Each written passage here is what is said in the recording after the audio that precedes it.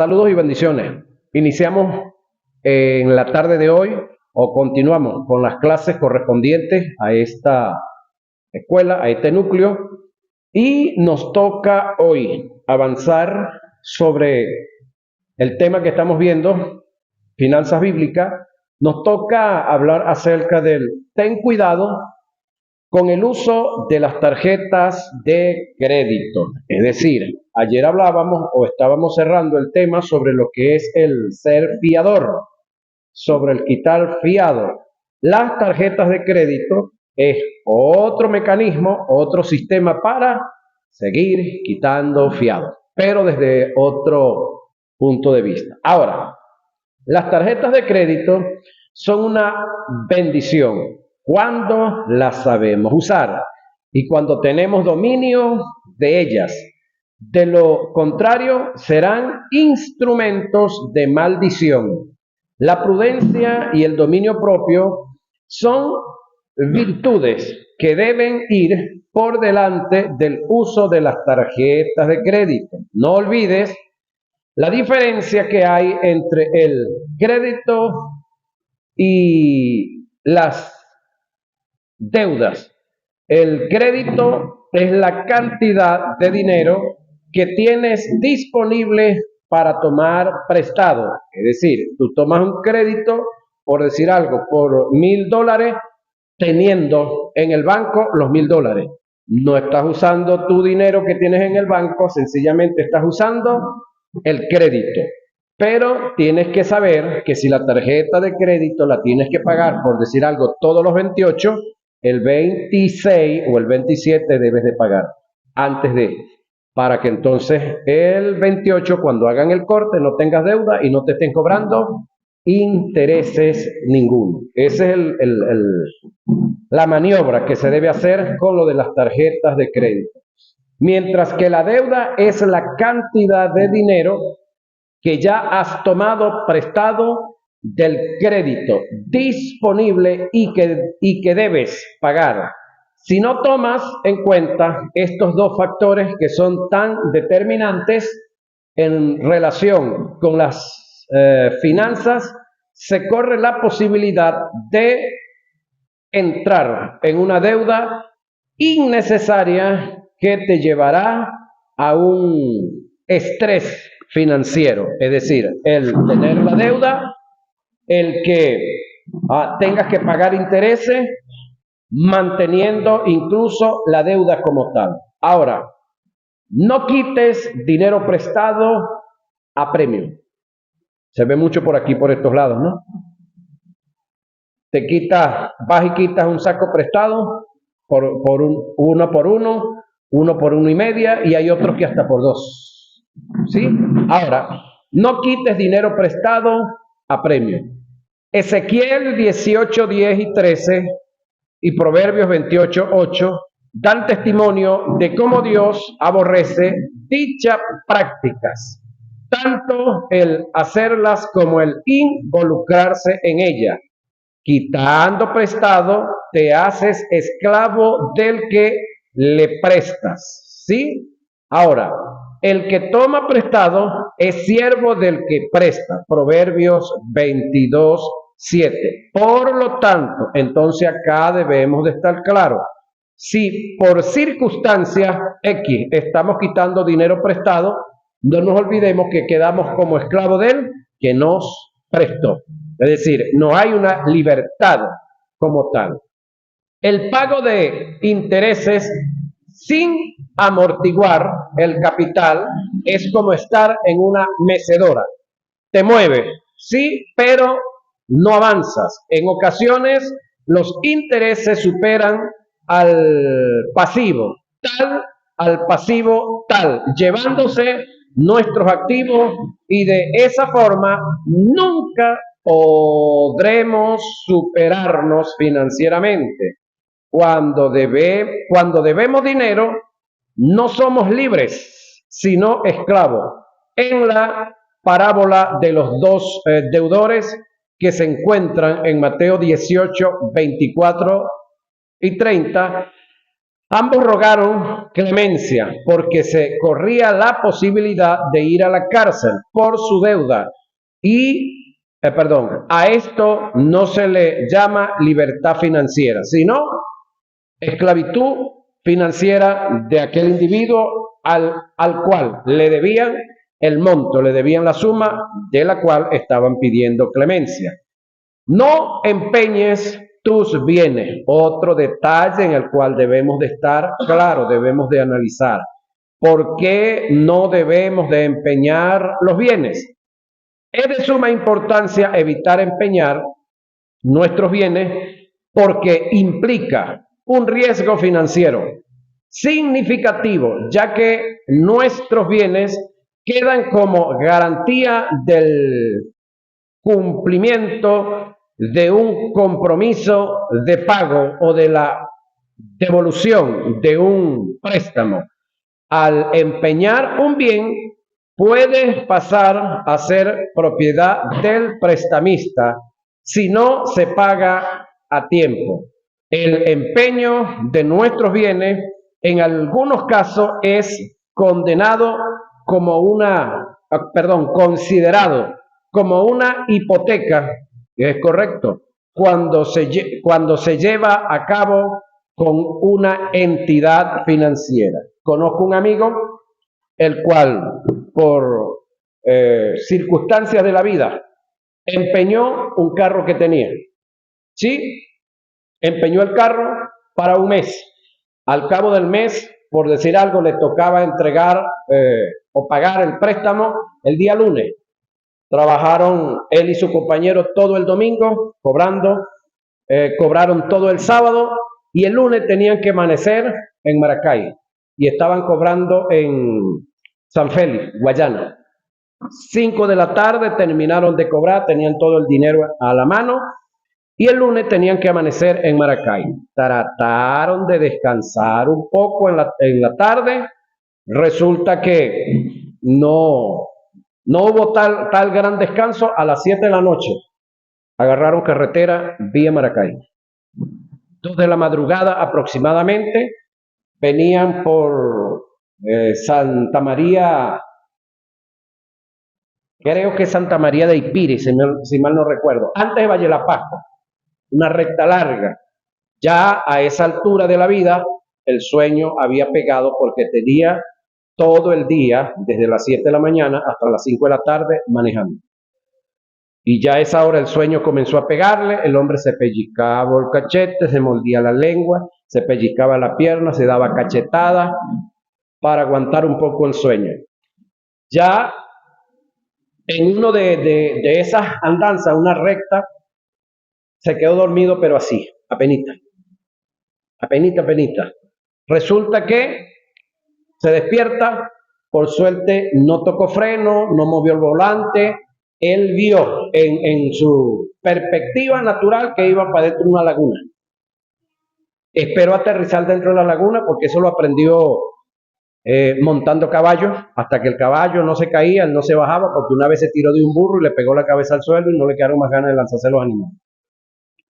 Ahora, en ese momento, él pasó la vía, un charco de agua que acababa de caer una llovizna, gracias a Dios que era un charco de agua que había en la vía y no fue que aterrizó dentro de la laguna.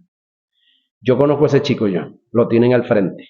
La única vez que se quedó dormido manejando más de las 24 horas del día, porque tenía que pagar una deuda, si mal no recuerdo, entre 600 o 800 mil bolívares, porque tenía hipotecado un carro de 2,5 millones y era el de él. Y con papeles firmaditos y todo. Eso por una hipoteca. Y lo otro, el tipo no recibía sino dinero en efectivo, porque así lo entregó. No aceptaba una transferencia, nada del banco. Ahora, no empeñes tus bienes. ¿Cuál es la razón? Bueno, van a haber ciertos riesgos que se van a correr, van a haber circunstancias en las cuales, de paso, el que empeña un bien, por decir algo, tú empeñas un carro que vale $5,000 y te van a dar son 2,000 o 3,000 cuando mucho. Porque el chico no está comprando carro, está empeñando, te está prestando y, ok, te prestaron el dinero y de una vez cobra los intereses, que es lo otro. No es que te van a pasar los $3,000 y después cuando tú vengas a pagar el dinero que vas a pagar los intereses. No, los intereses los dejas de una vez. Ese fue el que yo conocí. Ahora, eh, no te involucres, oiga, en ningún juego de azar. Pastor, yo puedo jugar el Kino, yo puedo jugar, ¿cómo llaman los otros? Lotería, sí, te puedes jugarlo. Le preguntaron a un pastor, ¿es malo que yo esté jugando lotería? Él le dijo, bueno, como tal, malo que usted juegue lotería no, malo que usted esté perdiendo dinero ahí. Ahora, ¿cómo haces tú para saber que tú eres el que va a ganar? Ahí está el detalle. Lo otro, ¿quién se ha hecho rico jugando? Si a esa vamos. ¿Quién se ha hecho rico jugando? Entonces, aquí hay un consejo que lo vamos a analizar. No te involucres en ningún juego de azar. El profeta Isaías dejó plasmado en sus escritos que el Dios eterno aborrece dichas prácticas, ya que al caer en este terreno, quitamos la mirada de Él, es decir, de Dios, como nuestra fuente. Isaías 65, pueden buscar los textos y los leen en su casa. Isaías 65, 11 y 12. Todos estos consejos los debemos tomar en cuenta para la buena administración de los bienes de Dios, para que así Él, Dios, pueda confiar en nosotros como sus mayordomos. Debemos tener un equilibrio sobre lo que venimos diciendo acerca de la buena administración. Sabemos que uno de los principios de la administración es el ahorrar y preservar. Pero una cosa es el ahorro y otra cosa es acumular dinero.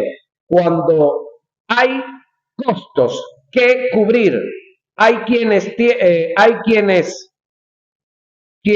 tienen todo el dinero del mundo y pueden ver la necesidad de otro y no la cubren porque lo de ellos es acumular dinero. Jesús dijo en Lucas 12:15, la vida del hombre no consiste en la abundancia de los bienes que posee.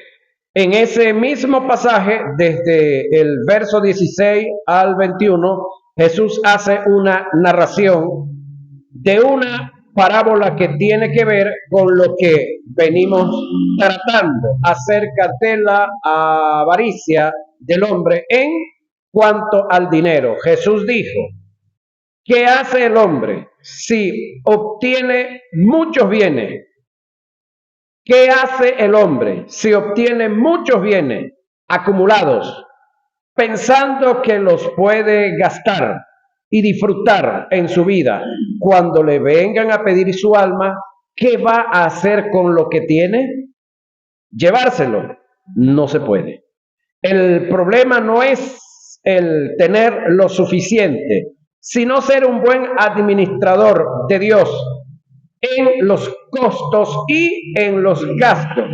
No estoy en contra de que una persona pueda tener sus ahorros y tener así heredada para sus descendientes. En lo que no estoy de acuerdo, y las escrituras también lo condenan, es en acumular dinero con avaricia y codicia, habiendo tantas demandas en la obra de Dios que cubrir. ¿Sí? Ahora,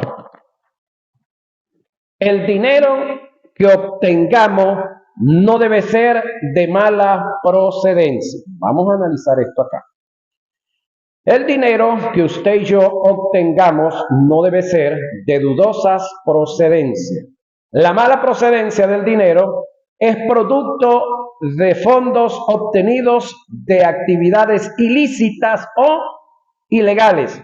Entre ellas tenemos el narcotráfico, el fraude o la extorsión. que dicho dinero se lava, que dicho dinero se lavan para darle una apariencia de legitimidad.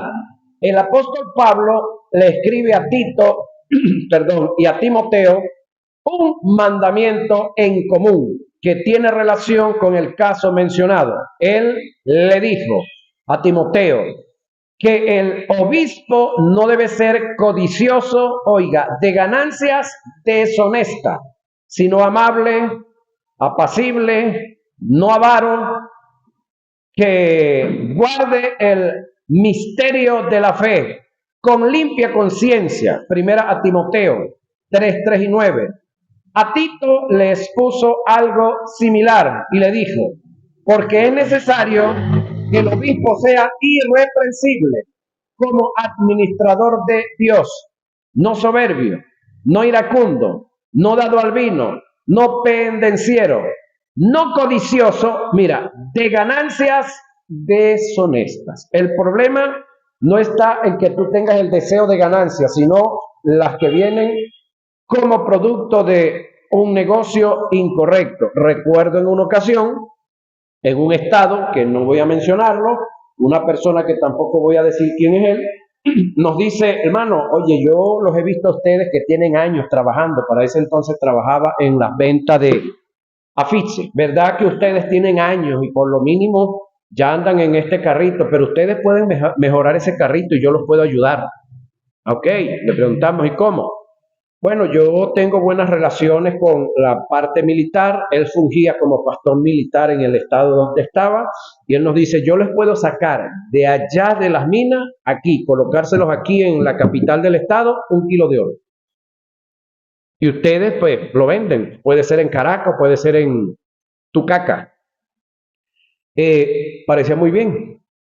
Nunca nos dijo cómo sería el asunto. Por supuesto, me imagino que él sabía que la cantidad de dinero que costaba el kilo de oro, pues a la mano no lo teníamos. Para ese entonces el kilo de oro estaba en 45 millones de bolívares y en Caracas se vendía, pero así rapidito, en 80, 90 o hasta 95 arriba en Tucaca.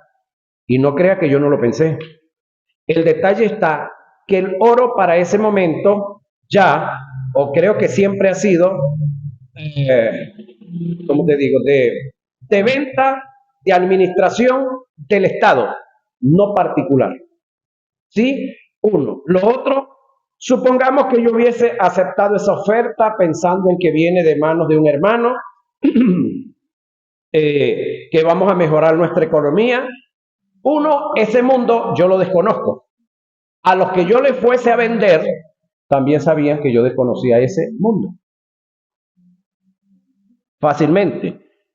¿Cómo trasladarlo? Yo ideé cómo trasladarlo. El detalle está que de repente el primer pago íbamos a quedar bien, de repente en el segundo y en un tercero me podían vender. Y yo dije, no, vamos a quedarnos quietecitos. Trabajando con los afiches, nunca nos ha ido mal, nunca nos han atracado, nunca hemos tenido un problema, nunca hemos tenido un accidente. Más bien la gente nos quedaban debiendo plata a nosotros. En ese aspecto, siempre nos fue bien. Ahora, ¿eran muy buenas las ganancias de este índole? Sí, pero eran deshonestas. Después, supongamos que lo hubiésemos hecho. Bueno, mejorábamos la casa, mejorábamos el carro, pero ¿a costa de qué? Después la conciencia, wow, esta cama yo la compré, pero con la plata ilegal de tal negocio. Este techo yo lo puse aquí para mi casa, para mis hijos, para mí, para mi esposa, del dinero ilegal que saqué de tal parte, y así sucesivamente, ¿no? Entonces, esos son detalles y oportunidades tentadoras que le van a venir a las manos a muchos. ¿Sí? Ahora, entonces, no debemos de estar aceptando fondos de ningún, el dinero que obtengamos no debe ser de mala procedencia. Se ha estado dando el caso en la hermana república que llegan un grupo de supuestos empresarios al pastor o a los hermanos que tienen negocio en las iglesias y le dicen, hermano, mira, te queremos ayudar, queremos echarte una mano, queremos apoyarte pues en lo que tú estás haciendo. ¿Cuánto tú necesitas para que crezcas el negocio? ¿Cuánto, pastor, usted necesita para que termine la construcción de la iglesia? Para que la tenga bonita, le meta aire, le ponga un buen sonido, le ponga cerámica. Por decir algo, el pastor dice, bueno, yo necesito unos 100 millones de pesos. Aquí están 200 millones de pesos. Deme la cuenta. Se los deposita. Pero al rato lo llaman. Pastor, de los 200 millones de pesos, 100 son suyos, que son los que necesita para la iglesia. Pero los otros 100 me va a depositar 25 aquí, 25 en esta cuenta, 25 en esta y en esta otra y en esta otra, y eso me lo pone como donación. ¿Qué cree que están haciendo? Le tiraron la ropa, le tiraron el agua y el jabón y prendieron la lavadora. Esos 100 que le dieron a la iglesia, eso no es pérdida para ellos, porque le están legalizando 100. Narcotráfico. ¿Cómo se llama esto? Secuestro. ¿Qué otra cosa? Extorsión. Dinero ilegal que viene del Estado o de los diferentes entes del Estado. Y en ese jueguito están cayendo muchas iglesias en Colombia. Y si no lo hace, bueno, pastor, yo sé que usted trabaja en tal parte, usted tiene esto, su hijo vive allá, usted tiene un nieto allá, usted tiene esto, pero ya después que la plata está depositada. Si el pastor se quiere tirar de avión. Y no comen cuento tampoco. Si tienen que pasarlo, lo pasan. Ahora, eso es de los casos que uno se entera. Reitero, el dinero que obtengamos no debe ser de mala procedencia. La mala procedencia del dinero es producto de fondos obtenidos de actividades ilícitas o ilegales. Entre ellas tenemos el narcotráfico, el fraude o la extorsión, que dicho dinero se lavan para darle una apariencia de legitimidad. El apóstol Pablo, ya aquí pasamos. Sí, vamos acá abajo. Fondos, no debemos de tener fondos de ninguna institución obtenidos de forma indebida. Ese es otro detalle que también está pasando. Es decir, fondos que vienen de algunas instituciones, pero de manera indebida, es algo similar al fondo que viene de las manos de cualquiera de estos individuos ilegales. Ahora, como ministros y representantes y pregoneros del Evangelio, es de suma importancia y de mucha urgencia el tomar en cuenta factores que son determinantes que a continuación voy a presentar. El dinero que vamos a obtener no debe ser producto de, fondos de ninguna institución obtenidos en forma indebida. Un ministro no tiene que venderse a ningún costo ni votar su testimonio por ningún precio, ni como ministro como ministro no mantenernos el nombre de Dios en alto ante los ojos de los hombres. No podré ser honrado por Dios. Como principio está establecido, Dios honra a los que le honran. Si tengo que vender los principios que he aprendido de Dios para recibir beneficios de los hombres, quedaré desprovisto del favor de Dios y comenzaré a vivir en desgracia. El dinero que venga a nuestras manos tampoco debe ser producto de engaño y la mentira. Proverbios 21:6 dice: amontonar tesoro con lengua mentirosa es uno de los problemas serios que tiene el Estado que dirige a Estados Unidos. Amontonar dinero con lengua mentirosa es aliento fugaz de aquellos que buscan la muerte. Proverbios 21:6. El mentir es un principio satánico y es aborrecido por Dios. Cuando tengo que mentir y engañar a cualquier institución, incluyendo la iglesia, para obtener su dinero, es como tratar de engañar y de mentir a Dios. Jesús dijo, en cuanto lo hiciste a uno de estos mis hermanos más pequeños, a mí lo hiciste. Mateo 25, 40. Este es un principio que está establecido en las Escrituras. Todo lo que tú hagas en contra de la iglesia es hacerlo en contra de Dios. Jesús le dijo a Pablo cuando perseguía a la iglesia, yo soy Jesús a quien tú persigues. Hechos 9:5. Esto lo decimos porque tenemos dentro de algunas congregaciones líderes y ministros los cuales piden un aporte, una ofrenda, supuestamente para, por decir algo, comprar las cuerdas de una guitarra. Bueno, resulta que de repente alguien salió y las regaló, las cuerdas de la guitarra, y el dinero que le dieron, entonces ellos lo agarraron para otra cosa, así sin participar, sin decir nada.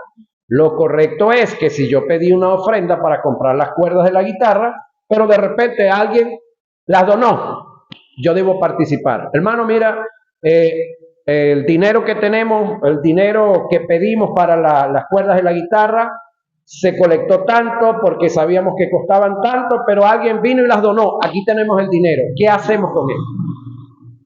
Bueno, la otra demanda que tenemos, por decir algo, son las cuerdas del bajo. ¿Podemos comprar las cuerdas del bajo? De esa manera estaríamos generando confianza. Pero tenemos casos que uno se entera por ahí, uno no anda preguntando, pero le dicen las cosas a uno, uno se entera. Gente aquí en Venezuela que pidieron para que les iban a viajar al extranjero.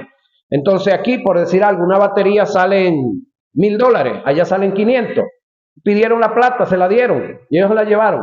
Por allá se pusieron a pedir una batería usada, pero en buenas condiciones, y se la trajeron, pero se bailaron los otros 500. Y se trajeron con una batería vieja. Está mal. Eso es malversación de fondo. Ahora, toma en cuenta que Dios no puede ser burlado. Todo lo que el hombre siembre, eso cosechará. Tarde o temprano vas a sufrir las consecuencias de tus mentiras y tus engaños. Lo duro del caso es que cuando el pueblo se dé cuenta de tus engaños y de tus mentiras, caerás en desgracia y nunca más confiarán en ti. El texto sagrado presenta un incidente letal que se dio con dos personajes que perdieron la vida por mentirle a Dios, y que dicha mentira tiene relación con el dinero. Es el caso de Ananías y Zafira. Hechos 5, 1 al 11. E incluso alguien dijo una gran verdad en cuanto a este tema. Yo no he visto en la Biblia que haya dado el caso de un hombre o una mujer que hayan muerto por estar cometiendo adulterio, por estar robando. Pero sí hay el caso de dos que cayeron muertos por estar mintiendo. Y en referente a dinero, de paso. Ahora, ¿qué sucedió? Bueno, Dios acertó un precedente acá en este caso. Ahora, producto del soborno, es decir, el dinero que nosotros vayamos a administrar tampoco debe ser de producto del soborno. El soborno en parte es semejante a la mentira y al engaño, con la diferencia de que entrar en este terreno es tratar de vender o comprar la autoridad que hemos recibido de Dios. La autoridad ni se compra ni se vende, solo se ejerce. El soborno es aborrecido por Dios hasta el punto de que es comprar con la mentira, la calumnia, la usura y el perjurio. Jehová, ¿quién habitará en tu tabernáculo? ¿Quién morará en tu monte santo? El que anda en integridad y hace justicia y habla verdad en su corazón. El que no calumnia con su lengua, ni hace mal a su prójimo, ni admite reproche alguno contra su vecino, aquel a cuyos ojos el vil es menospreciado, pero pero honra a los que temen a Jehová, el que aún jurando en daño suyo, por eso cambia. ¿Quién su dinero no dio a usura, ni contra el inocente admitió cohecho, que es soborno? Salmo 15, 1 al 5. El soborno está en total contraste con la naturaleza de Dios. Dios grande, poderoso y temible, que no hace acepción de persona, ni toma cohecho. Deuteronomio 10, 17. El soborno trae consecuencias negativas en la vida de quien lo hace y se expone a una vida de perturbación. Alborota su casa el codicioso, mas el que aborrece el soborno vivirá. Proverbios 15, 27. La versión bíblica de las Américas dice: perturba su casa el que tiene ganancias ilícitas, pero el que aborrece el soborno vivirá. Proverbios 15, 27. Producto de adulterar o violentar principios que están dentro de un sistema. Tampoco debemos permitirnos esta área de la vida, que el dinero que llegue a nosotros sea producto de adulterar. Es decir, ordeñamos las vacas, no vino la mujer de las vacas hoy, ¿vale? Le sacamos 20 litros, pero le echamos 5 de agua, porque necesitamos tener ganancia. Matamos el pollo, le abrimos varios huecos y lo metemos en agua, o la carne, para que beba agua, porque los pollos beben agua después de muertos, si no se había interés, y las vacas también. Pero entonces, gran parte del peso que va ahí es agua. Eso está adulterado. Nos ponemos a moler y a tostar café, pero es decir, si molimos 30 kilos, le echamos 10 kilos de quinchoncho o de maíz para aumentarlo. Algunos hasta serrín de madera le echan, y cuánta broma más. Harina pan tostada, y así sucesivamente, para rendirlo, para que ganemos más. Eso se llama adulterar el producto. Violentar principios que están dentro de un sistema. El sabio Salomón dijo o dejó plasmado un principio que tiene relación con el asunto. Él dijo: el peso falso es abominación a Jehová, mas la pesa cabal le agrada. Proverbios 11:1. Es decir, los pesos, no sé si los electrónicos los pueden adulterar, pero los otros, los mecánicos, siempre los adulteran. Les mueven un tornillito por aquí, le bajan 100 gramos, 200 gramos, 150 gramos, pero en 10 kilos, hablando de 100 gramos, ya ahí hay un kilo que vamos trampeando. Y así tenemos el montón de gente. Otros que le meten, en el caso del queso, le echan más sal de la normal. Vi un caso de un tolete de queso de este tamaño con una piedra dentro. Pasadísimo, pasadísimo. Ahora, otros que humedecen el producto para que pese más. y así sucesivamente. Ahora, podemos entender lo que dice acá. Proverbios 11:1 dice, el peso falso es abominación a Jehová, mas la pesa cabal le agrada. Proverbios 11:1. Abominación son a Jehová las pesas falsas y la balanza falsa. No es bueno. Proverbio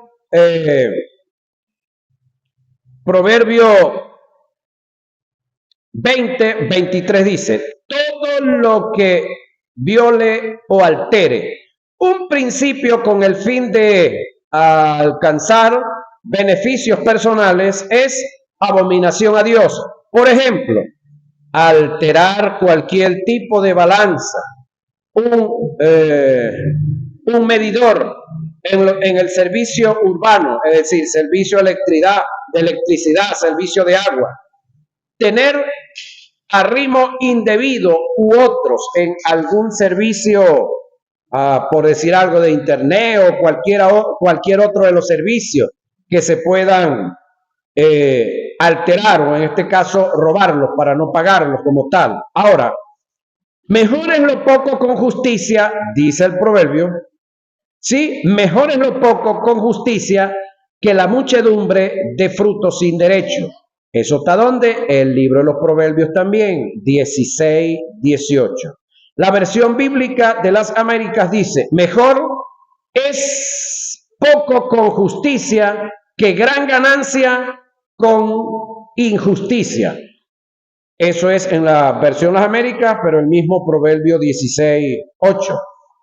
No evadir los impuestos de ningún tipo. Oiga bien, de paso estamos en el mes de cancelar, o en este caso, en el caso de nosotros, en su gran mayoría, no de cancelar los impuestos, pero sí de declarar. Tengo entendido que declarar, tú abres la página del CENIAP y ahí te aparecen las dos planillas. Contribuyente o no contribuyente. En el caso de la mayoría de nosotros, pues nos vamos por no contribuyente porque las ganancias que tenemos no llegan a ese nivel. Y ese es uno. Lo otro es que en mi caso, como un emprendimiento educativo, estoy exonerado por 3 años. Los emprendimientos educativos. La iglesia no paga impuestos. La iglesia es una asociación civil sin fines de lucro. Ninguna iglesia debiera de pagar impuestos, pero sé de alguna que no sé cuál es el enredo en el cual están los abogados, los contadores que le llevan la contaduría, se enredan la vida y están pagando impuestos. Eso es la iglesia como iglesia. Pero cuando dentro de la iglesia yo tengo una lunchería, tengo un colegio, tengo una librería, tengo una venta de X, por esa área sí debo pagar. ¿Sí? Ahora, cuando se hace, por decir algo, una programación como ustedes las hacen para cubrir sus propios gastos, no porque eso lleva un objetivo específico solamente. Es decir, de repente, no sé cómo ustedes colectan el fondo, si cada quien aporta una harina, cada quien aporta un aceite y todo eso, y de ahí hacen todo para cubrir las demandas. No. Las iglesias como tal no fungen como contribuyentes. Entonces, pero nosotros, las personas naturales, todos debemos de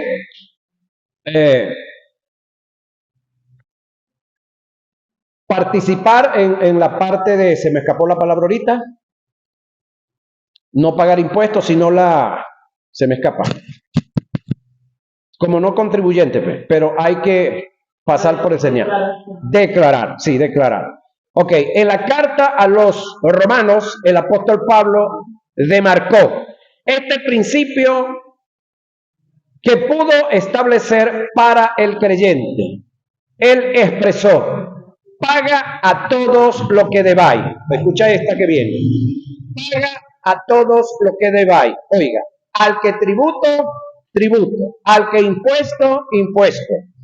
Al que respeto, respeto. Y al que honra, honra. Quiere decir que todas estas áreas nosotros debemos examinárnoslas a ver cómo andamos. En Romanos 13:7. Pagad a todos lo que debáis. Ahora, yo entiendo que cuando yo adquiero una deuda, para un trabajo, por decir algo. Un Rafaelito que llegó y quitó prestado 50 sacos de café para un negocio.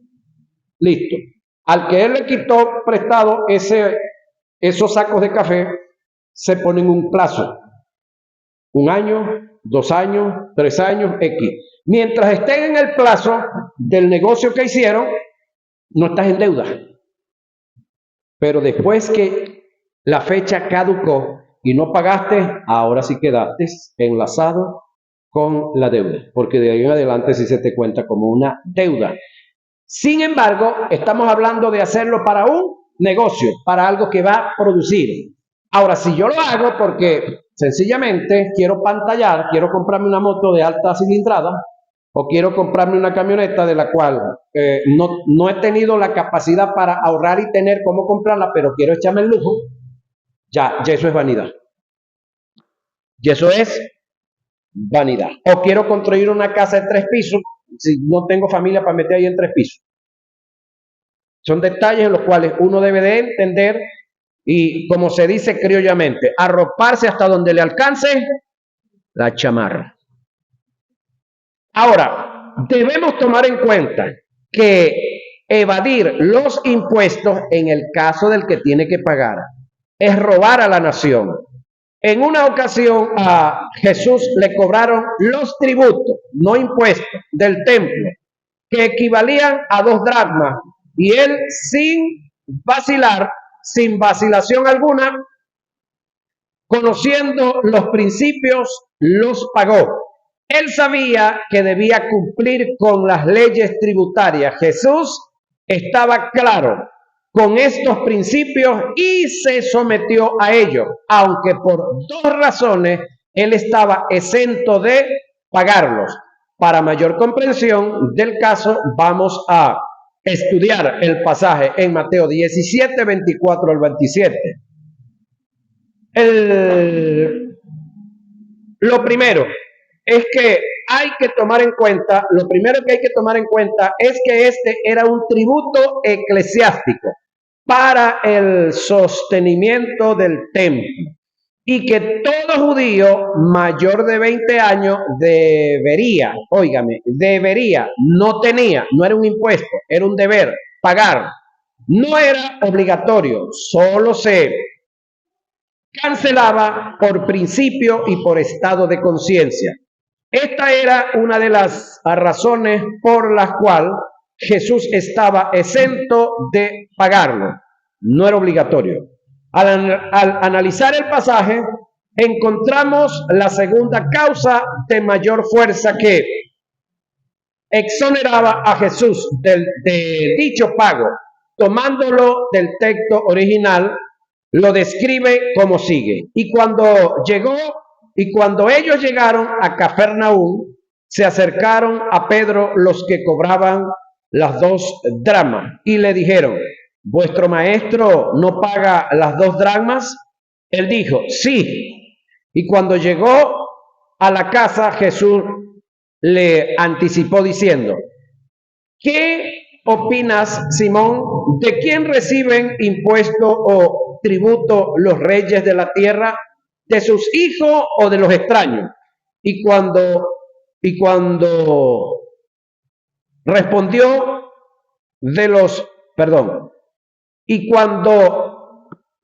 respondió de los extraños, Jesús le dijo: entonces los hijos están exentos. Pues esto es normal. Es decir, los hijos de los reyes están exentos en pagar tributo, impuesto. Ahora, en este caso, vamos a ver a qué se refiere Jesús. El lenguaje de Jesús está claro. Lo que quiso decir fue: si los tributos son eclesiásticos, es decir, para el sostenimiento del templo, ¿por qué me cobran a mí dicho tributo? Si el templo es de mi Padre. Y agregó: por estado de conciencia, sin embargo, para que no los ofendamos, paga por mí y paga por ti. Estaban pagando por los dos. La enseñanza consiste en que si Jesús pagó el tributo, que por causa de 2 razones no tenía que hacerlo, ¿cuánto más nosotros debemos pagar lo que por la ley nos corresponde? Entonces ahí es donde debemos de conocer las leyes tributarias, ahí es donde tenemos que tener a la mano un contador público, ¿sí? Para que nos oriente, para que nos diga qué es y cuánto es lo que se debe pagar. En el caso de nosotros, en su gran mayoría, carecemos de este apoyo, carecemos de esta orientación, carecemos de este conocimiento, porque no es que hay muy escasos contadores, sino que no nos hemos relacionado con ellos. De paso le voy diciendo, dentro de un año ya tenemos un contador público entre la familia de la fe. Mi hijo, dentro de un año es licenciado en contaduría pública. Así que les puede ayudar en ese entonces. Honra a nuestros progenitores. Otro detalle o otro punto, es decir, en este punto que estamos viendo, hermanos queridos, estamos hablando del séptimo punto de los creo que 9 que estamos tocando para que los diezmos y la ofrenda, o la ofrenda y los diezmos que vamos a hablar al final, puedan tener resultados. Porque yo puedo ofrendar y puedo diezmar, pero si yo me paso por alto todos estos principios de los que le he venido hablando, de nada le sirve. Mira lo que viene ahorita en cuanto a la honra a nuestros progenitores. Pero eso lo vamos a ver en nuestra próxima hora de clase, muchachos, porque el tiempo se nos fue. 40.